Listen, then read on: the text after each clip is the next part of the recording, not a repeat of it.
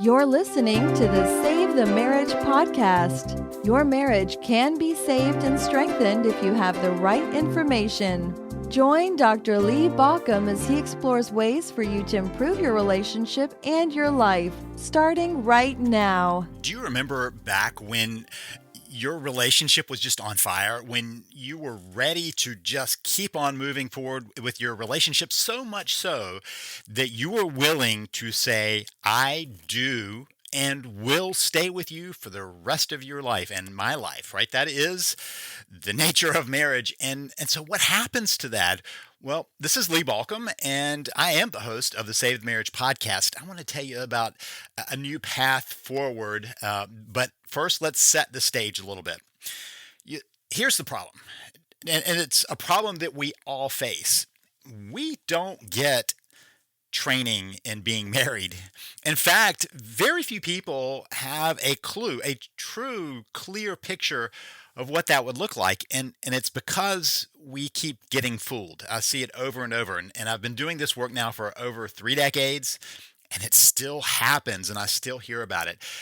So what happens is you meet this person and you find them attractive, and there's something that clicks in there. And so you start building your relationship.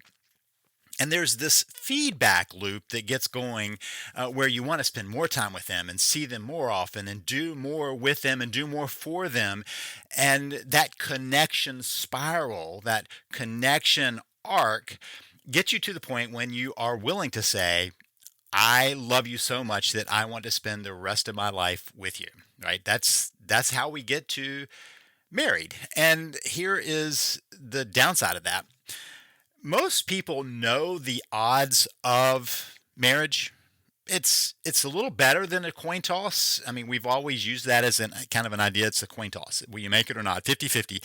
It's really not that, but it's not much better than that. The overall lifespan of a marriage, of it surviving to the end of your life, is actually just over 50%. So just under 50% of marriages do end in divorce.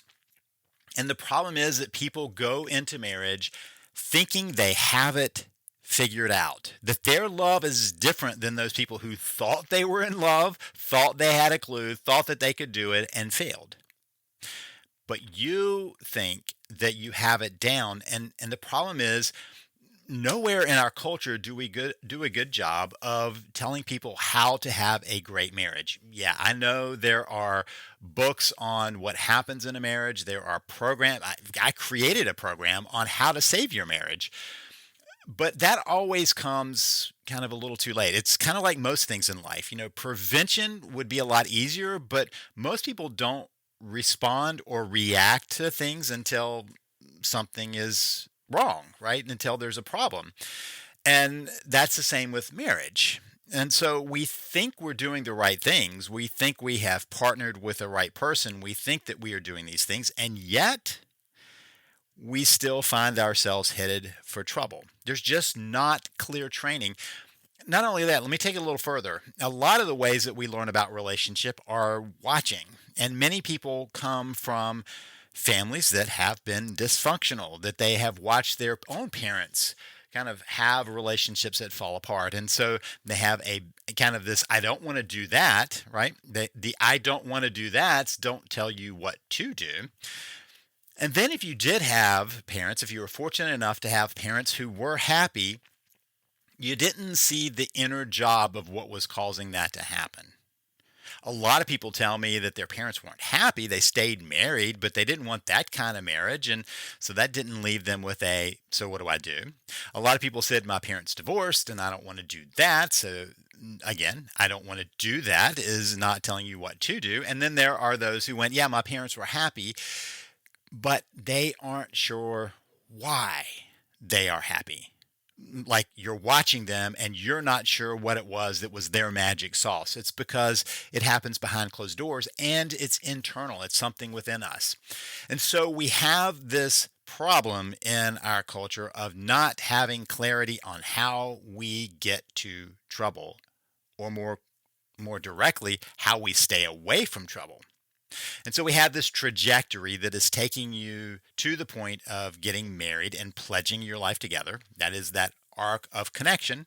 And some couples stay connected.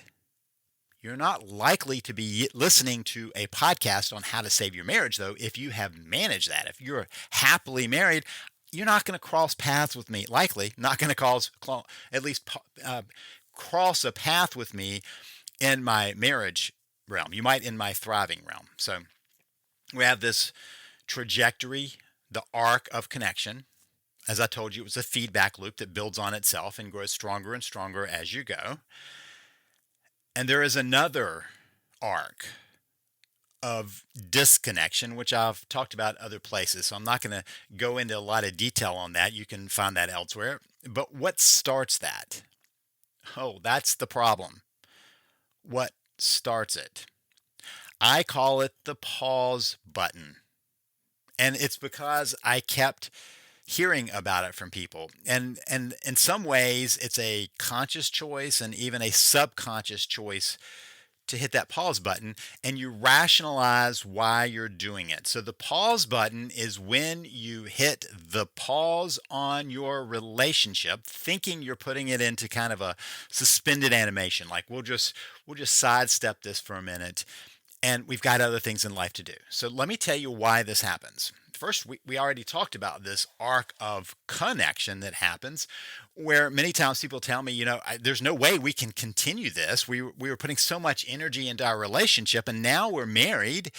Now we got to kind of get back to life. And I put that in quotes because your marriage is part of your life, a significant part of your life. But you say, okay, I've got this. We're married, we're settling down. Now we've got to get on with the other tasks of life, buying a house or finding a place to live or having kids or not having kids or friends and travel. And so often careers are a big one. You want to make progress. So what do? You decide that you will come back to your relationship at some future point in time that is yet to be determined, even if you name it in your mind. And let me tell you why. So let's say that you take a typical path where it's often around career and kids. So you say, okay, we need to make it this far in our career so we'll be all secure. And then we'll have time for ourselves. We'll have time to travel. We'll have time to go on cool dates and all these other things. And you have that in your head as this out there prize. And so we're going to focus on this. We're going to put our energy into the career or careers these days. And off we go. So we'll come back to us. And you think, after I get that promotion, after we're making X amount of money, after, whatever, even to the point of saying when we retire, then we'll get back to us. That's one of those roads that happen when you hit the pause button. The other is often about kids. You will have kids and oh my gosh, they take up so much energy. So now we are not you and me, a husband and wife or spouses together. You are parents. You see that as your primary. And I often hear people referring, your mom, your dad, when they're talking about my spouse. That's really what they're talking about. But they change the framing of that even in their words, right? When they're talking to the kids. And that's a natural thing, but it shows a shift in the relationship where you say, we'll come back to us when we've done this. And so you think, once our kid is, out of diapers and walking and a little more self-sufficient, we can get back to us. And then it's, well, once the kids get into school and we get back to us. And then it's once they get to high school and it's once they get to college and it's once they're out of college and it's once they have their own careers and it's once they have their own kids that we're going to help. On and on it goes. It just stacks out there. And it can go on much longer than you ever intended or wanted. And the damage begins to mount. So we have this idea that somehow we can put our relationship on a pause point.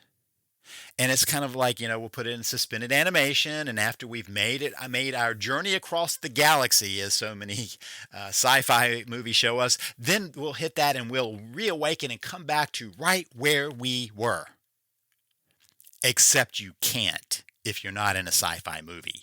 You can't put a relationship into suspended animation, you actually have begun the arc of disconnection at that point.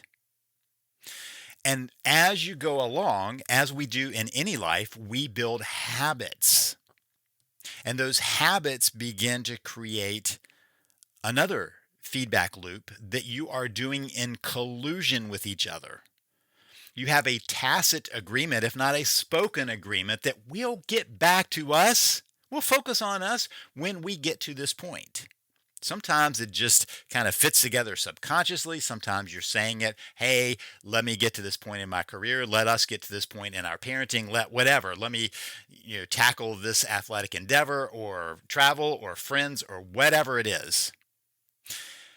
And the problem is relationships have to be nurtured. You feel so secure in your relationship that you think it's safe to hit the pause button, and it is never, ever safe to hit the pause button.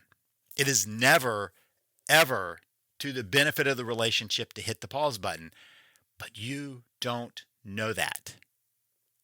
And that I'm not blaming you for that as much as I want to reveal that to you. Because you're doing probably what you've seen others do. You may have seen your parents do. You may see your friends do. You may see, culture do. It is detrimental to the relationship, though. It can be deadly to your marriage. And the reason for that is humans are probably one of the most connecting creatures on the face of the planet. Because think about one extra piece that we have that is far beyond any other species, any other creature that is on planet Earth, and that is our capacity to talk, our capacity to dream, to think about what is coming down the road and make choices towards that. Other animals have to react. We can make plans and make choices about that. And so that very factor means that any relationship needs the continuation of connection in order for it to strengthen.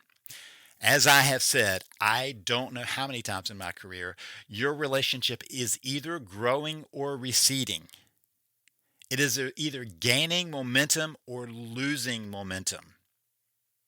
And every relationship that is losing momentum is becoming more and more disconnected as it goes. The problem is your focus has turned elsewhere. Remember those habits we talked about?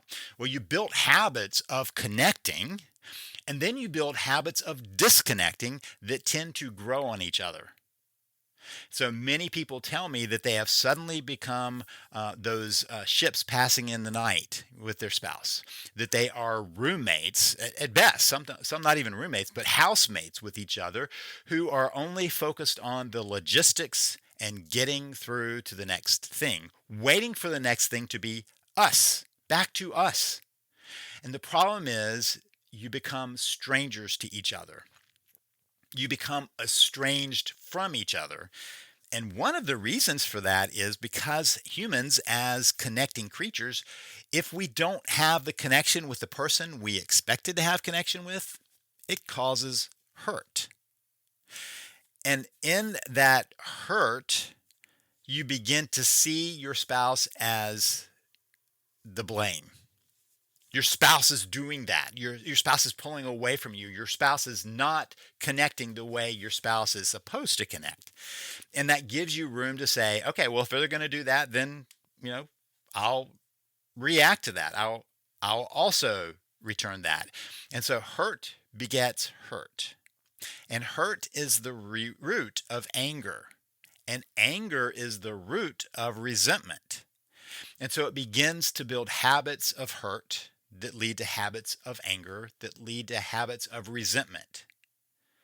And so the anger may not be directed at each other. You might not yell at each other or stomp your feet at each other, but it often is a seething undercurrent that is fueled by that hurt. So your disconnection begins to grow, and the disconnection leads to more and more disconnection. That's the feedback loop. And it's a collusion between you because you think that you've kind of agreed, okay, suspended animation will come back to us, except for now it's poisoned. Now the hurt grows. Now the anger grows. Now the resentment grows. And suddenly you're faced with a stranger that you don't even want to be close to. And likewise for them. And that's where we find ourselves. And so many people find themselves at that point and go, I don't know what to do. And it looks like the only solution is walk away. That is part of what I've done with my Save the Marriage system, is say there is another alternative. Now, some people find themselves at a place where they are trying to save their marriage from some future destruction, but what they're really trying to do at this point is to figure out how to bring it back to life, how to unpause their relationship. That is actually where I started my career years ago. I would deal with people coming in going, we want to rebuild, or at least one person going, I really want to rebuild, and the other person going, yeah, I'm not sure. Let's see how this goes. And then over time, I developed strategies for people who were really working on it by themselves. Well, now I'm kind of making a little bit of a shift, and I'm not leaving away. The Save the Marriage system is still well and alive and has the tools for people who need it in order to rebuild. But I've created something else. I've created the Unpause app. So, yep, we're coming into the world these days of apps. And so what I did is I built an app that is designed to guide you through the process of unpausing your marriage. So if you find yourself at that point, I want you to listen closely to this. This is brand new. It has just come out this week. We just launched it. And this program is designed to help guide you day by day through the process of unpausing your marriage in a way that brings it back to life. Not in a way that chases away your spouse, but how it slowly brings it back to life on a consistent, regulated way. And since you are at that point, let me tell you, this is where I'm trying to say, let's do the marriage training that people should have had long ago. Let's get you to the place where we are we again. We're a team again. And the way we do that is by walking you through the app. You need a process, and you need a way of following it that kind of reminds you of that, right? The habits of disconnection need a habit of reconnection to replace them. And part of what we're trying to do is make it be an intentional process where the app reminds you of stepping through that. You can make the choices on whether you're going to jump in at that point or not, but at least we're trying to rebuild the habits of connection. So you need a process and something that pulls you through so that you can follow it step by step. You can follow the track. You also need understanding, just some teaching on understanding what is really behind what needs to happen in your relationship. And then you need some tools. And so I'll put all of that into this app. It's available to you. And I would love it if you would check it out and see what it can do in your relationship. If you've gotten to the point where you're like, I just don't know if there's anything that can happen, there is. The app is designed for that. You can find the app by going to unpauseyourmarriage.com. That's unpauseyourmarriage.com. Start the process. Let's get your relationship off of the pause button. We'll hit the unpause button and get you back to where you need to be, into a loving, supportive relationship that you both will treasure. But you've got to take the first step. Come check it out at unpauseyourmarriage.com. That's unpauseyourmarriage.com. This is Lee Balcom wishing you the best as you unpause your relationship and bring it back to life.